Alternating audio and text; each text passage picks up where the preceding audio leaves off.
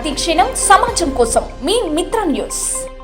ప్రపంచంలోని అత్యంత వయసు గల అడవి పక్షి గుడ్డు పెట్టిందని అమెరికా జీవశాస్త్రవేత్తలు తెలిపారు.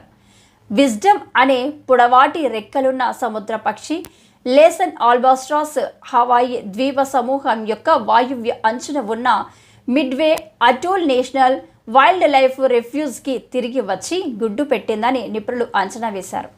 విజ్డమ్ తన జంట పక్షితో కలిసి 2006 నుండి గుడ్లు పెట్టడానికి పొదుగడానికి పసిఫిక్ మహాసముద్రంలోని అటోల్కు తిరిగి వచ్చారు. ఇవి జీవితాంతం సహజీవనం చేస్తూ సంవత్సరానికి ఒక గుడ్డు పెడతాయి.